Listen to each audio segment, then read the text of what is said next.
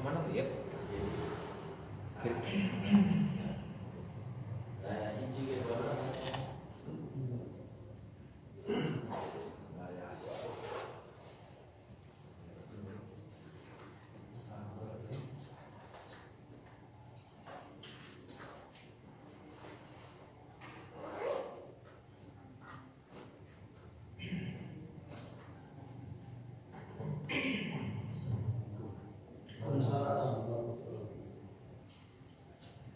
Assalamualaikum warahmatullahi wabarakatuh.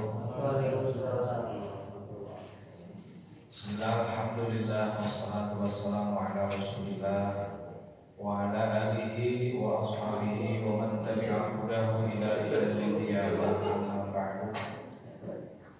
Wa qala Allah ta'ala fil Qur'anil Karim wa huwa asdaqul qailin. A'udzu billahi minasy syaithanir rajim. Bismillahirrahmanirrahim. Wa in ta'uddu ni'matallahi la tuhsuha. Al-ayah.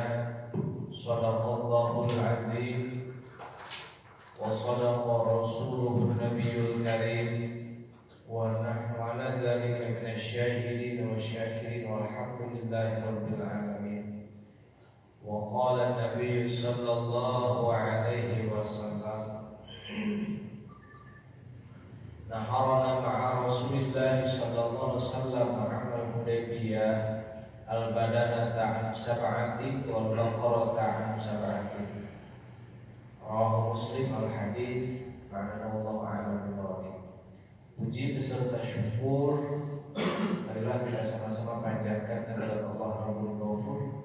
Salawat beserta salam semoga tercurah limpahkan kepada baginda tercinta Nabi besar Muhammad sallallahu alaihi wasallam, dan tak lupa kepada keluarganya, kepada para sahabatnya, dan kepada para tabi'in dan tabi'atnya, dan semoga kita semua termasuk umatnya yang mendapatkan syafaatul uzma nanti di yaumul qiyamah. Amin ya Allah ya rabbal alamin. Hadirin kaum muslimin rahimakumullah. Alhamdulillah atas izin Allah, dalam kesempatan yang mulia ini kita semua dapat berkumpul bersilaturahmi bersama-sama, dan semoga kumpulnya kita di dalam tempat yang mulia ini jadi asbab wasilah Allah menurunkan rahmat dan berkah untuk kita semuanya. Amin ya Allah ya rabbal alamin. Mungkin langsung saja kita lanjutkan dalam bahasan kita di malam Sabtu sebelumnya, yaitu kita sampai ke niatnya. Nah, niat itu di waktu untuk melakukan niatnya itu ada dua. Satu ketika pemilihan penentuan hewan kurban, yang kedua ketika proses pemilihan. Nah, kemarin sudah disampaikan bahwa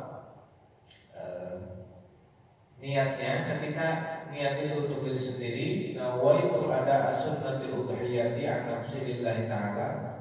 Kalau yang niat itu adalah wakilnya, nawaitu ada as-sunnatul udhiyati an Zaidin, misalkan nama orangnya Zaid misalnya, lillahi ta'ala. Nah itu untuk niat. Itu sudah selesai. Sekarang kita masuk ke bahasan selanjutnya, yaitu cacat yang ditolerir dan bermasalah dalam kurban. Nah, di sini mungkin bisa bapak-bapak lihat semuanya bahwa salah satu dari syarat hewan kurban adalah tidak memiliki cacat yang dapat mengurangi daging atau anggota tubuh lain yang dikonsumsi. Misal buta. Nah, kebutaan itu menggagalkan kesahan kurban apabila hewan kurbannya itu buta. Yang kedua, hewan kurban itu penyakitan. Kalau kemarin PMK gitu kan, tapi penyakit yang parah. Lanjut misalkan pincang juga sama. Baik pincang itu alami atau memang karena insiden. Terlalu kurus, doanya tinggal kulit jeung tulang daun unggul badan peluang naon gitu. Terus ketika hewan itu sudah hamil, itu juga sama. Walaupun di situ ada pendapat lain yang mana hewan yang sedang hamil itu diikhtilafkan oleh para ulama, ada yang membolehkan dan ada yang tidak. Alasan tidak boleh para ulama yang hukumnya tidak membolehkan menggunakan hewan yang sedang hamil untuk dipakai kurban karena alasannya dengan kehamilan itu mengurangi daging si induknya itu sendiri. Tapi menurut pendapat ulama yang lain yang membolehkan tidak jadi masalah. Memang betul daging induknya kurang, tapi tertutupi oleh anaknya. Itu tapi yang lebih utama adalah yang diambil oleh para jumhur ulama pendapat yang menghukumi tidak sahnya hewan kurban dengan menggunakan hewan yang sedang hamil. Nah, apabila tidak mengurangi daging atau anggota tubuh lain yang dikonsumsi seperti terpotong tanduknya, dikebiri buah zangannya dan lain sebagainya, maka tetap mencukupi dijadikan sebagai hewan kurban. Apabila kan saya lamun di kampung mengajak domba itu dikebiri gitu lamun domba jalur. Nah itu tidak jadi masalah karena hakikatnya dengan dikebiri itu dagingnya bertambah gitu. Begini itu maka boleh dengan hewan yang dikebiri buatannya. Nah kira-kira seperti itu Pak. Jadi mungkin wayahna penjelasanana kudu rada ngebut karena ini kan waktu pertemuan kita yang terakhir nih bahasan kurban. Sementara ya masih kangen Pak, kurang sarukina ya. Lanjut. Nah, waktu melaksanakan kurban dimulai dari terbitnya matahari tanggal 10 Dzulhijjah segera melewati masa yang memungkinkan untuk melakukan sholat 2 rakaat dan 2 khutbah sesuai standar umum dan berakhir sampai tenggelamnya matahari tanggal 13 Dzulhijjah. Jadi apabila kita ingin berkurban lalu proses penyembelihannya sebelum melaksanakan sholat Idul Adha belum khutbah memang sholat memang harus dipencit dipayun dari sekuat kayak kurban gitu. Nah itu tidak sah. Pengertian kemarin kan pas awal yang disebut kurban itu adalah ismun lima yudbahu fi ashri dzulhijjah ila yaumit tasyrik. Jadi yang dinamakan kurban itu adalah nama atau istilah untuk sembelihan untuk hewan yang disembelih pada tanggal 10 Dzulhijjah sampai tanggal 13 hari tasyrik. Tapi tanggal 10 Dzulhijjah itu kan maghrib juga sudah tanggal 10 Pak. Yang jadi ketentuan di sini yang dimaksud adalah dari setelah terbit fajarnya tanggal 10 Dzulhijjah dan sudah melewati waktu yang cukup dipakai sholat 2 rakaat dan khutbah, maka disitulah mulai waktunya. Kalau sebelum itu maka wayahnya kurban biasa. Nah, bila dilakukan di luar waktu tersebut maka tidak sah sebagai kurban dan hanya menjadi sedekah biasa. Hal ini dalam persoalan kurban sunnah. Sedangkan untuk kurban nazar bila disembelih setelah tenggelamnya matahari tanggal 13 Dzulhijjah maka sah sebagai kurban dengan status qadha. Maka dari itu apabila disembelihnya sebelum waktu yang awal tadi mulainya setelah melewati waktu 2 rakaat salat dan khutbah, padahal kurban nazar, kurban wajib itu tetap tidak dihukumi kurban. Beda lagi kalau dilakukannya setelah terbenamnya matahari pada tanggal 13 Dzulhijjah, yaitu tanggal terakhir di hari tasyrik. Bagi kurban yang nazar tetap sah kurbannya, hanya beda statusnya kodok. Nah, gitu. Dilanjut. Jadi nanti biar kita matangkan di diskusi saja. Selanjutnya daging kurban. Daging kurban yang wajib atau yang wajibnya itu disebabkan oleh nazar, maka seluruhnya harus disedekahkan dan diberikan dalam keadaan mentah. Bagi mudhahi dan keluarga yang wajib dia nafkahi tidak diperbolehkan memakan sedikit pun. Nah, kurban itu kan kemarin sudah disampaikan, ada yang wajib, ada yang sunnah. Memang hukum dasarnya kurban itu menurut mazhab Syafi'i adalah sunnah. Sunnah kifayah bagi yang sudah berkeluarga, sunnah ain bagi yang masih sendiri. Tapi yang awalnya sunnah itu bisa berubah menjadi wajib dikarenakan nazar. Salah satu contohnya yaitu apabila seseorang berkata, kalau saya berhasil atau saya misalkan sesuatu yang saya inginkan berhasil, maka saya nazar haji tahun ini saya akan melaksanakan kurban. Maka itu status kurban yang tadinya sunnah berpindah menjadi wajib karena ada nazar. Maka kurban yang seperti itu, mudhohi atau orang yang berkurban dan juga seluruh keluarga yang wajib dia nafkahi tidak boleh memakan daging kurban. Jangankan sepertiga, 1 suap pun haram hukumnya dan wajib diganti. Itu kalau kurban yang wajib. Nah, daging kurban sunnah yang wajib disedekahkan adalah kadar yang memiliki nominal menurut pandangan umum, seperti 1 ons daging, dan wajib diberikan dalam mentah. Namun demikian bagi mudhohi dianjurkan untuk makan daging kurban sekedarnya saja dalam rangka tabarukan, mencari berkah dan menyedekahkan sisanya. Apabila kurbannya itu kurban sunnah, kurbannya itu sunnah nih, maka yang wajib disedekahkan. Kan kalau yang nadar mah keseluruhannya wajib disedekahkan. Kalau yang kurban sunnah yang wajib disedekahkan itu yaitu adalah kadar yang memiliki nominal yang pantas untuk disedekahkan menurut pandangan umum, menurut uruf. Ayeuna misalkan Bapak masih ada daging kurban ka batur teh sakereut daging gitu, cing kira-kira kumaha cek urupna gitu. Nah kabina-bina teuing ieu teh kurban sorangan nu dibagikeun ngan sakereut gitu kan. Nah seperti itu. Di sini dibatasi menurut uruf yang mulai ada harganya itu, yang mulai ada nominalnya dalam batas kalau dalam timbangan minimal dalam 1 ons. Tapi itu kembali lagi ke uruf atau ke adat lingkungannya masing-masing. Oh sabekur oge sakereut oge geus eta geus aya nominalna cukup dianggap cek umum di lingkungan tersebut. Silahkan ari teu isin mah gitu. Nah ini yang wajibnya yang 1 ons itu. Sisanya kemana ya?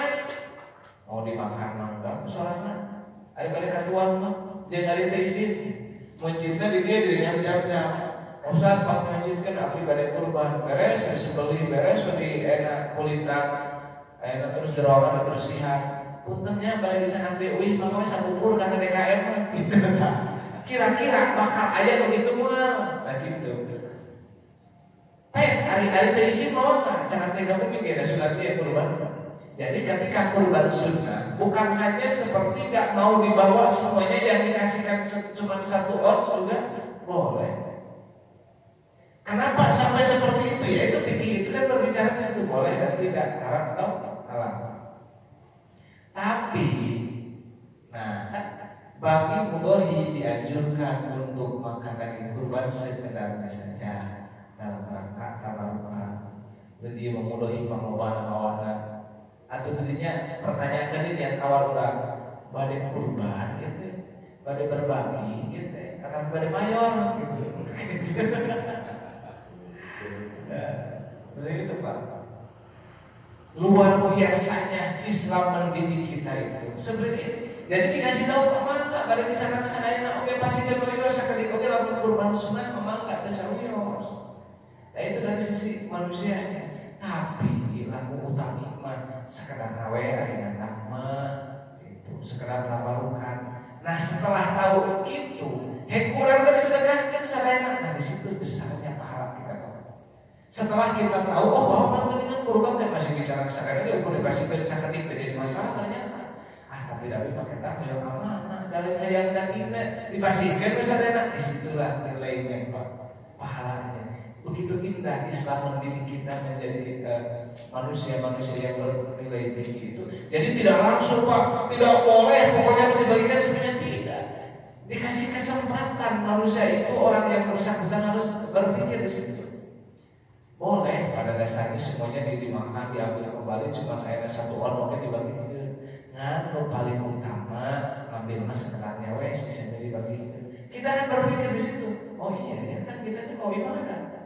Kan kita ini sudah mampu loh. Kita mau berbagi ke orang-orang, ke saudara-saudara kita yang kebetulan belum mampu. Masa dicatat deh, hari pahala ayam itu hari daging kabeh dibawa gitu.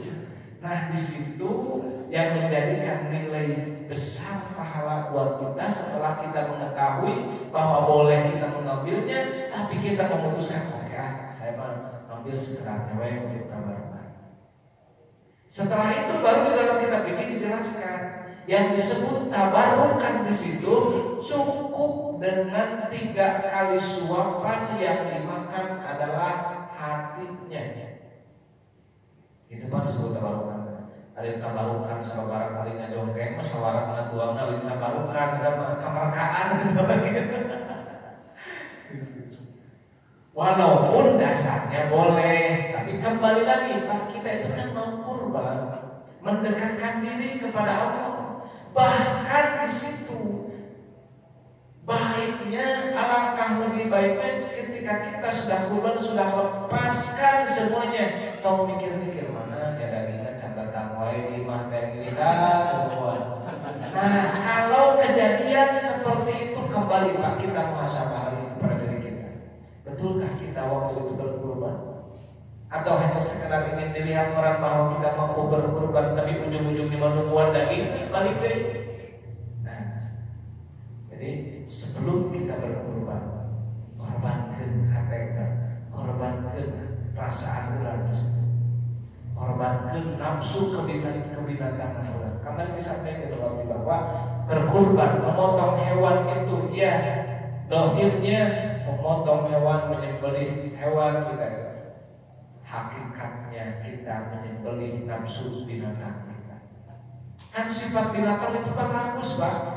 Selama masih diberi peduli Nah pas kurbannya dipotong, tapi tiba-tiba orang jadi kan ternyata terpotong nafsu serangan nanti agarnya nunggu. Nah di situ. Jadi sudah yang utama itu lepas semuanya. Panitia badai masihan badai tong dari pikiran. Masihan atau alhamdulillah ada berkesempatan kita untuk tabarukan. Ente tong jadi pukul untuk tahu supaya yang mau dirinya dari kurbannya bukan terkait panitia. Nah, itu tujuan apa kalinya. Tapi agama dengan perlahan-lahan menyampaikan ke umat, yo itu sebenarnya mah kurban teh masih saon dibikin ke batu di bawah di sana sana. Rek seperti lu keur urang lo perlu keur lain teh gitu. Ngan utama nama tadi itu baca muncul bahasa urang mah disederhanakan gitu bahasa. Utama nama tong pikiran daging kurban mun arek manusia nyokot teh tuluh wapun keur sorangan tabarukan secara positif kalau sadayana.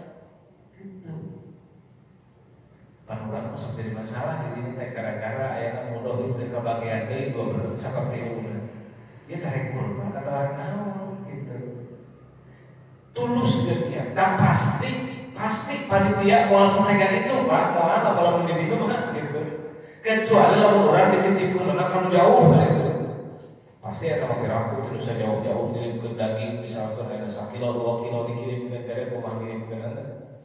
Jadi karena bapak-bapak kan orang sebelum melaksanakan kurban niat sih saya. Maka kalau kurang direnungkan tadi anu kalimat niatnya. Nawaitu ada as-sunnatul udhiyati an nafsi lillahi ta'ala. Saya niat menunaikan kesunahan berkurban untuk diri saya karena Allah Subhanahu wa taala. Karena Allah.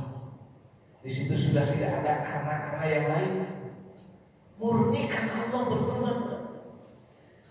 Jika masih ada mengharapkan yang lain-lain berarti bukan hanya karena Allah, tapi ada karena yang lainnya juga di situ. Maka luruskan niat ketika kita berkurban supaya memang betul-betul tetesan darah kurban sebelum menyentuh tanah, maka di situ Allah sudah membukakan ampunan dan menghapus seluruh dosa-dosa orang yang berkurbannya. Nah, siapa yang berkurban seperti itu sehingga mendapatkan keistimewaan dari Allah? Yaitu orang yang kurban memang urusan, tidak ada unsur-unsur yang lain. Di dalam kitab Dzurratun Nasihin Pak, keutamaan kurban sampai ngalengkah keluar badai milarian hewan kurban. Setiap tanah yang dia injak membacakan istighfar, membacakan tasbih untuk orang yang mencari hewan kurban untuk dia. Kumaha abi mana teu ku abdi usahakan ku panitia itu kan wakil panitia teh. Setiap langkah panitia menuju ke bandar, ke kandang-kandang sapi, dari sapi ini ke kandang yang ini, dari kandang ini ke kandang yang ini, semuanya pahala terus menjadi bagi orang yang berkurbannya. Setiap ucapannya baik diri sendiri atau yang mewakilinya, yang keluar dari mulutnya dalam proses negosiasi tawar harga dengan bandar, itu jadi tasbih Pak. Pahalanya dijadikan seperti pahalanya orang yang tasbih Pak. Satu kalimatnya dijadikan Allah tasbih. Satu huruf, setiap huruf yang keluar dari mulut orang itu ketika sedang interaksi, sedang bermuamalah menentukan harga dengan bandar, maka itu setiap hurufnya Allah jadikan pahalanya seperti dia sedang membaca tasbih. Allah, bulunya Pak dihitung. Tak kurban itu padilah. Bahkan masih banyak padilah-padilah yang lain di dalam kitab Zuratul Nasih bagi orang berpahalanya untuk orang yang sudah yang berkurban. Tapi kita akan meraih fadilah itu berawal dari niat yang tulus, karena Allah tidak ada niat yang lain. Namun awalnya niat salahnya, fadilah itu disampaikan gugur semua. Nah, jangan sampai karena egoisnya kita, karena inginnya kita dilihat orang, karena inginnya kita dipuji orang, akhirnya kesempatan kita panen pahala ketika kurban lenyap semuanya. Akhirnya pahala leungit, artos 3.300.000 leungit dari itu. Kabagian daging 2 kilo, daging 3 kilo, geus ke pasar deui, bisa 100 ya 7 juta ada yang dari itu. Jangan disia-siakan amal yang besar dan modal yang besar gara-gara tadi kurang tulusnya niatnya. Oke, kita lanjut lagi, jangan terlalu panjang kalau tamat ya. Status daging kurban yang diberikan kepada fakir miskin adalah hak milik secara penuh, sehingga bagi fakir miskin boleh mengalokasikan daging kurban secara bebas. Sedangkan status daging kurban yang diberikan kepada orang kaya adalah it'am atau hidangan, sehingga hanya boleh dikonsumsi atau disedekahkan dan tidak boleh dijual. Nah, sekarang status daging ini, rata-rata yang dimasalahkan itu status kulit, benar Pak? Haram kulit dijual, ada kulit haram-haram, ada daging dijual karena rehe. Tahu kulit baik, ada apa? Kulit kumpulnya emang karena kudu ngaji daerah, ada kulit haram-haram daging, tapi ini jaruanan. Nah, status daging kurban Pak. Kemarin kan disampaikan yang disebut kurban itu apabila hewannya sudah dipotong, sudah disembelih, baru statusnya menjadi hewan kurban. Belum dipotong, belum, baru calon. Jadi saya kalau masih hidup dikasih ke sini kurban saya masih ada buat bapak sendiri kan boleh tuh kurban makanya dibagi dikasih untuk satu orang tuh boleh kurban. Hidup kene Pak, terus bapak mau kurban saya jadi kurban kan? Sedekah atau sedekah bapak? Gitu. Jadi kalau statusnya pengen jadi sedekah kurban, potong dulu, sebelum dulu baru dikasih. Nah ceritanya beres, rasa melihat beres, kebersihan beres, kesangan beres, dibagikan lah ke panitia teh dari rumah ke rumah, dibagikan, gantikan, bahasa Inggris itu. Nah, maka status dari itu menjadi dua. Kalau yang dikasihnya itu orang fakir atau orang miskin, status dari tersebut adalah tamlik. Mau dijual, mau dimakan, mau dihadiahkan, boleh. Kalau yang menerimanya fakir atau miskin. Tapi kalau yang menerimanya orang kaya, maka status daging itu adalah it'am, hidangan. Yang mana ada keterbatasan, yang diperbolehkan hanya memakan dan menghadiahkan saja. Tidak boleh menjualnya.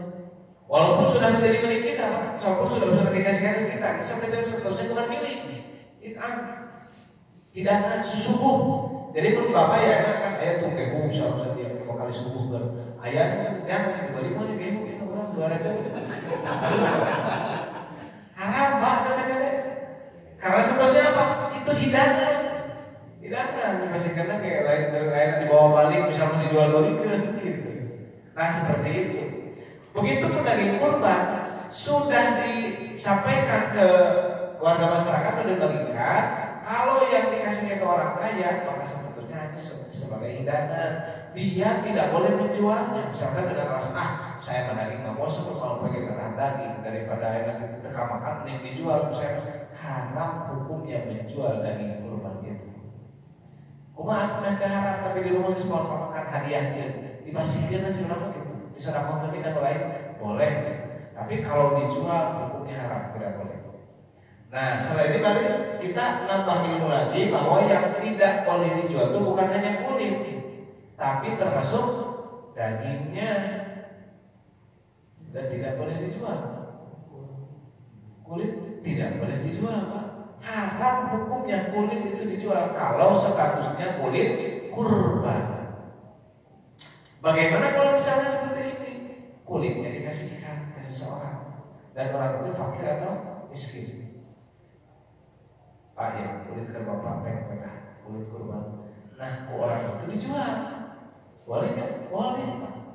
Karena statusnya dia itu status fakir atau miskin yang boleh menjual daging kurban. Dagingnya aja boleh, apalagi cuma kulitnya.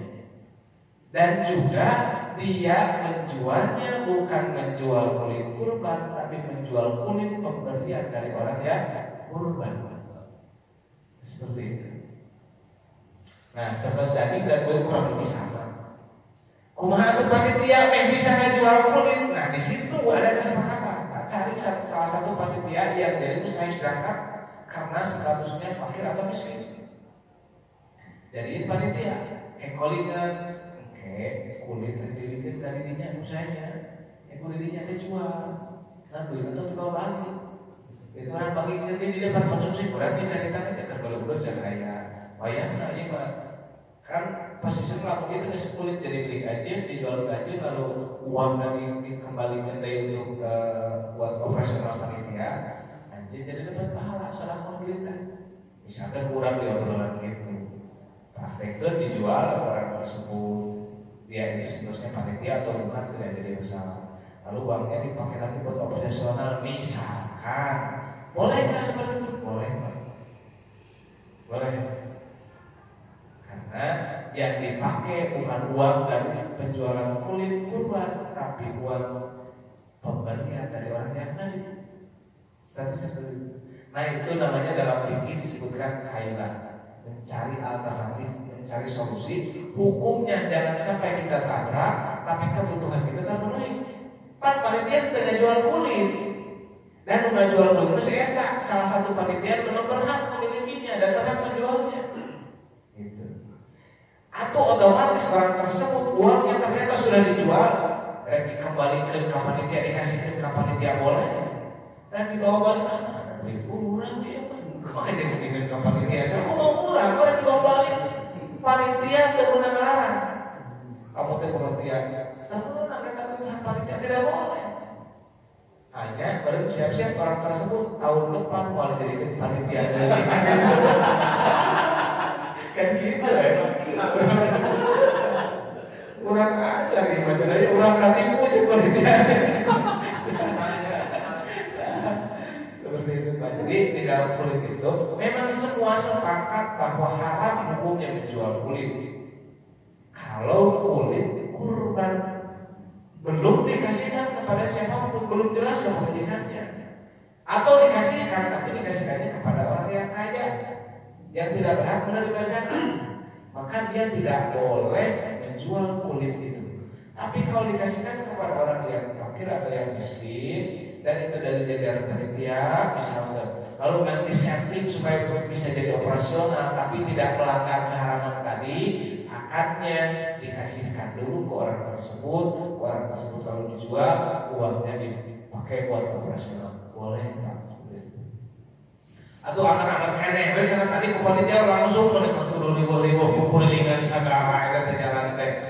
Kan akad Pak, yang jadi penentu halal dan haram itu akad. Contohnya kita, bapak-bapak, kita berumah tangga sudah bertahun-tahun bahkan sudah puluhan tahun. Berapa sih mas kawinnya dulu? Anggap taruhlah kalau sekarang 2 juta, 3 juta, anggap lagi sama atau setengah alat sama. Apa bedanya dengan kita beli di jalan Pak 500.000 sejam? Kan sama. Kok bisa jadi halal? Ada kumpul 500.000 kan saja pun haram. Ada kurang pas umur sejuta bisa kok jadi halal? Yang jadi masalah itu akad lagi-lagi. Itu Pak prosesnya. Mana yang dibolehkan oleh agama dan mana yang tidak? Nah itu salah satunya. Maka jangan menyepelekan akad. Kita pilih sekarang.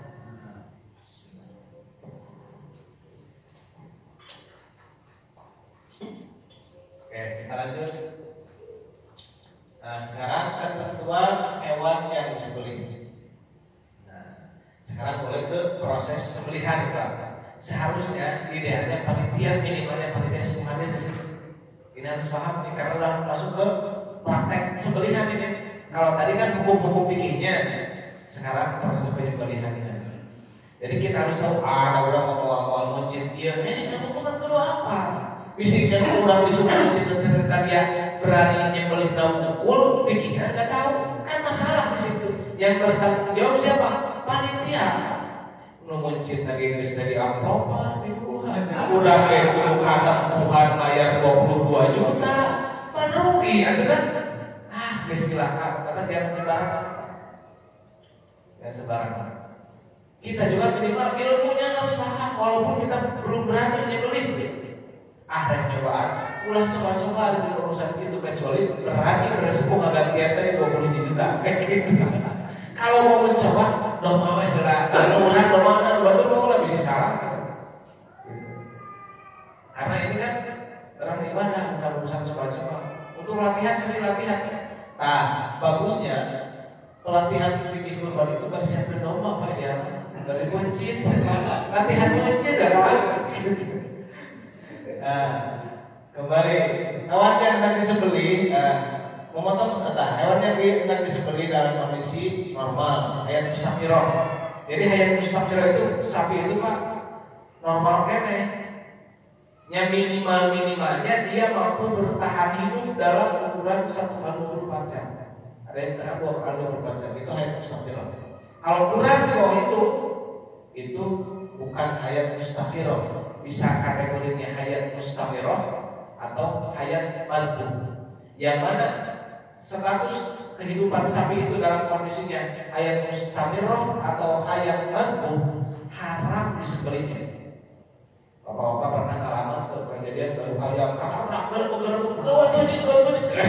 alhamdulillah kaburu euy. Kumaha eta hayat disembelih itu gara-gara tadi geus beberapa pekan da sedikit kagelek mobil atau motor. Haram Pak kalau dituakan. Tidak boleh. Status hayat itu kondisinya dalam status hayat hayat mustamirah atau hayat madhum itu. Lebih hayat madhum Pak. Hayat madhum itu yang hanya mampu bertahan hidupnya gara-gara makannya itu. Habis saudaranya udah, nah itu hayat madhum. Jadi tadi pencet kayak ayam bakal main gitu, maksudnya hayat madhum kan. Review alhamdulillah kamu pencet gajah dipencet ke baru dimakan, untung kamu kene kamu pencet haram bawa bangke. Ayo pernah gitu. Kurang sakit tuh Pak. Wah, ayo jangan bedog ya hayam pakai aja, pakai terbuka orang pencet orang. Aku udah tuh pencet itu ngapain hayam kita? Nah itu hayat madhum namanya, haram sebalikannya statusnya walaupun disembelih bangkai namanya. Itu apa bapak kecil anak incu jeung kakak bayar lah bayar hayam bayar. Nah bangkai itu dimakan ke bawah. Jadi hewan itu harus dalam kondisi normal, hayat mustaqirah. Karena ditunda sebarang minggu sebarang tahun ini ya tuh. Lain berarti orang maka tahun depan apa yang sapi hidup ini maksudnya ini kali dalam keadaan dia sapi normal dan salah boleh. Nah itu baru sapi ya atau hewan yang boleh disembelih dan halal disembelih statusnya. Sehingga tidak sah menyembelih hewan dalam keadaan kritis karena sakit atau terluka sekiranya gerakannya tidak beraturan layak hewan yang baru disembelih. Nah, kritis kalau tadi kata berat motor teh kerupuk buat yang besok keser kunci. Alhamdulillah lebar-lebar ke akar, alhamdulillah ketulungan dia demo bayar kamu jadi pakai atau sapi atau domba itu sakit begitu beres sembelih itu pusing deui Pak. Nah hati-hati bisi itu memang dalam status hayat madhum atau hayat mustamirah pakai walaupun dibenci. Dasar sembelihan mah hewan atau binatang yang disembelihnya itu dalam keadaan hayat mustaqirrah dalam kondisi normal. Nah, itu terus. Yang kedua, memotong saluran pernapasan yaitu hulqum dan saluran pencernaan alami dengan sempurna. Nah, Yang wajib dipotong itu dua Pak. Yang wajib hukumnya hulkum dan mati. Tempat berjalannya nafas dan tempat berjalannya makanan. Kalau itu tidak putus, walaupun hanya kecil misalkan, maka status hewan tersebut adalah bangkai, haram hukumnya dimakan. Kata hati-hati. Jadi nujunya beli teh, eksekutor sebelihan, ada asisten yang melihat. Wah, aku ini jika ucap pengalaman wae. Nah, ulah gitu di ibadah. Hati-hati. Lain mereka gayaan pada gimana? Apalagi posisinya sebagai wakil dia mengemban amanah orang lah. Mun gagal, kamu jawab dah gantian sampai 52 juta. Maka untuk kehati-hatian ada asisten di depan satu. Tinggal dia taruh beres sebeli. Ulat terus berusaha tos. Gitu. Jadi kehati-hatian itu lebih utama. Al-ahwat wa kata itu. Dalam salah satu kisah Imam Syafi'i lagi menunggangi keledai, ditaruh salah seorang yang berjumpa dengan Imam Syafi'i. Wahai Imam, ada keledai sukunya sabariji. Apakah Imam Syafi'i langsung ngajawab dari mereka? Menurut kira-kira begitu. Orang tertumpang mobil. Pak, ada mobil sorry jangan ada. Pak paling molotot dengan kasih taris kan kira-kira tuh. Dari rumah mobil mencek sarana ke opat mana gitu. Kira-kira orang gitu. Karena dianggapnya ngalede. Nah, dasar geus hafal atuh maka ditanyakeun. Tidak bagi sang imam. Imam Syafi'i turun dari keledainya lalu dia hitung satu-satu kakinya Pak. 1, 2, 3, 4. Oh, 4 kakinya. Pan kaget nanya deh. Nah, imam pakai kudu dihitung segala kan geus hafal atuh geus ceuk sarana ge 4 syukur ge keledai nu aya 10. Tidak bisa begitu. Kan bisa jadi tadinya 4 pas antum nanya, pas saya jawab ternyata Allah cabut kakinya 1 jadi 3. Pan saya tiada, pan saya ngomong. Subhanallah. Hikmahnya apa Pak di situ? Betapa hati-hatinya seorang imam. Mustahil mutlak Imam Syafi'i. Semakin tinggi ilmu seseorang, semakin tinggi kepahaman seseorang, semakin tinggi juga kehati-hatiannya. Cek urang mah teu kudu turun kowe jeung kitu geus 4 cek sararea ge bari molotot terkurang untung teu ditangkol di sirah. Maksudnya gitu kan. Tidak bagi karena dia tahu Allah bisa melakukan apapun. Innama amruhu idza arada syai'an ay yaqula lahu kun fayakun. Ketika Allah dan aku kayak Allah berarti sempurna 2. Imam Syafi'i buat 4 sempurna tinggal 2 deh kan bohong. Nah itu Pak yang butuh kita itu bukan gayanya nyebelin kegayaan, nyesek kulit kegayaan, ibadah kok gaya sih. Yang ditilik itu bukan gayanya dalam ibadah, kehati-hatiannya, ketulusannya. Nah, maka pastikan ketika proses sembelihan harus terputus 2 urat, saluran nafas dan saluran makanan. Nah, catatan penyembelihan harus dilakukan dengan sekali sehingga apabila di tengah-tengah prosesi penyembelihan pisau terlepas sebelum sempurna memenuhi saluran tersebut maka tidak sah kecuali secara seketika pisau digoreskan kembali kepada saluran yang belum sempurna terpotong. Pak wajib ya Pak, ini berdoa itu, hoi wakil, geser-geser. Nah, barangkali ada video yang itu proses penyembelihan bisa ditampilkan. Ada video yang kurang di situ minimal kurang ihsan, sebagai contoh. Nah, penyembelihan yang tidak sah juga bisa dikatakan tidak sah.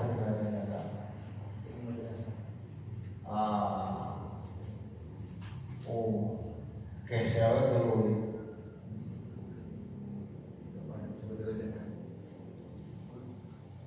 Nah itu salah satu contohnya seperti itu Pak. Jadi tim kulit naruh kuat, tim belum gitu lah.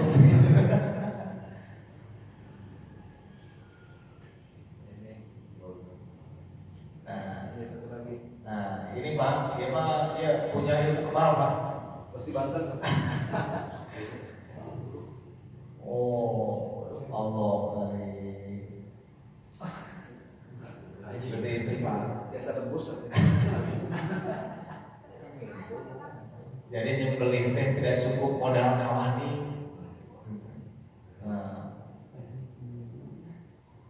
Padahal ketika ini tekniknya benar, bisa saja itu goloknya tajam. Dan kenapa dia seolah-olah kulit itu tercedera? Ya ini tekniknya, kulitnya dibiarkan ini Pak mengkerut. Jadi kulitnya diikuti bedog kahana, kulitnya kahana, bedog kaluhur, ngilu kaluhur. Itu terang-terang gitu. Nah, seperti itu. Tapi kalau itu ditarik, mintul nak bedog, nya hari kemudian tanahnya mah bakal nerang. Hanya kembali nanti status sembelihannya halal atau tidak kembali di situ. Tapi kalau sampai jika kiamat benar bisa kabina-bina gitu. Nah, tapi maaf sekali lagi bukan kita dalam hal ini bukan sedang menggibah pelakunya, bukan sedang mendiskreditkan naudzubillah subhanallah. Ini semata-mata sebagai intibah, sebagai pelajaran buat kita. Jadi perlunya ilmu dalam sembelihan itu seperti itu. Tidak cukup modal wani saya mencit, pas itu mencit gereser. Kembali lagi ke materi. Nah seperti itu Pak. Setengah jam. Nah, jadi tadi sembelihan itu harus 1 kali potong, tidak boleh berkali-kali. Nah, yang dimaksud 1 kali potong di situ pada dasar hukumnya, kalau sekedar berbicara cukup, yang disebut 1 kali tapi ini Pak. Memang tadi geser terus ya, tapi nggak diangkat. Itu masuk kategori 1 kali. Tapi ketika putus uratna masih 1 kali. Kalau berbicara sekedar sah atau tidaknya, ini belum membahas ihsannya, sah atau tidak. Nah, secara aturan asal urat 2 yang terputus sudah boleh itu. Ini baru satu konteks itu Pak. Yang penting terpotong sempurna sudah selesai. Tapi nanti kan ada aturan lagi, alat untuk penyembelihannya belum nih. Kita baru berbicara tentang putus uratnya nih. Jadi jangan dulu disimpulkan. Nanti gagal paham apa-apa gitu. Jangan disimpulkan. Kalau berbicara konteks ini, asalkan kedua urat itu terputus sempurna, sekali potong, yang maksudnya sekali potong itu adalah jangan sampai terangkat pisaunya lalu dibalikan, nanti sebetulnya 2 kali. Kalau selama masih pisaunya masih tidak terangkat, walaupun ke atas, ke bawah, ke atas, ke bawah, itu masih kategori 1 kali. Nah, seperti itu. Bisa dilanjutkan? Nah, ini kita berbicara tentang alat sembelihannya. Tapi sebelum itu, tadi kan urat 2 yang harus potong, yaitu saluran pernapasan dan saluran makanan. Ada lagi 2 urat yang harus terpotong, yaitu wadah jahit, atau dalam kata lain urat arteri dan vena, urat nadi yang menghapit di kiri kanan. Ini. Kalau ini nggak terputus, jangan aneh Pak kalau Bapak dengerin video begitu sampai disembelih, bulu pantai di sana tuh. Ini saluran darah di sini, nadi ini. Itu unsur kehidupannya masih normal, belum terputus. Bukan berarti dia mau pahit, bakal pahit. Hanya prosesnya lama. Sebab nada goreng mencinta bisa baik. Balas dendam aing kemarin payah ya nada goreng mencinta. Bisa aja gitu terjadi. Nah, jadi yang harus kita potong itu, yang wajibnya 2, sempurnanya 4 untuk persembelihan. Kalau urat 2 ini nggak terputus, memang sembelihan nggak gagal, masih sah. Tapi tong aneh munsafilu atula dan status hukumnya makruh. Begitu sampai nangtung deui dipencit deui, jadi haram gitu. Jadi kalau kan alhamdulillah, subhanallah dari proses diulang, mudah-mudahan jangan sampai seperti itu banyak. Dan begitu pun orang dan sampai dalam hati yang melalui video wah nyinyir itu, mereka juga sudah maksimal, makanya kita saja nggak tahu kan itu prosesnya. Orang mau ningali video nulis jadi juga cuma sefoto kan, nggak tahu prosesnya. Mereka itu sudah mengupayakan, mengikhtiarkan semaksimal mungkin, lalu itu kan itu di luar kendali kita. Hal-hal teknis seperti itu di luar kendali kita. Makanya itu perlu orang harus di situ libatkan Allah. Bukan hanya motong-motong aja, libatkan Allah. Peristiwa insiden-insiden bisa saja terjadi di sini. Maka ulah merasa wah orang melacak, bisa jadi hal terjadi seperti yang kita tonton, nantilah kita yang akan ditonton. Tapi naudzubillah, subhanallah, jangan sampai Pak. Makanya perlunya kita adanya pelatihan, bimbingan di situ. Jadi kembali lagi ke tadi melihat. Jadi yang harus terpotong itu adalah 2 urat saluran nafas dan saluran makanan, ditambah 2 urat lagi arteri dan vena, yaitu urat tadi. Itu kesempurnaan sembelihan. Harus